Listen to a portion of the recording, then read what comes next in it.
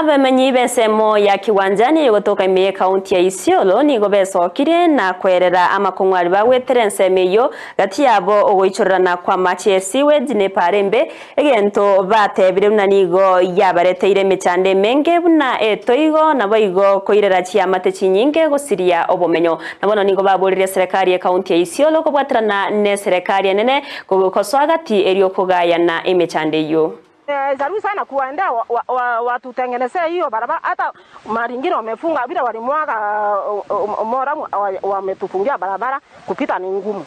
Sasa sisi tunataka hiyo barabara kubwa ile hawa wanaweka cobros iwekwe kwa drainage, maji iende huko.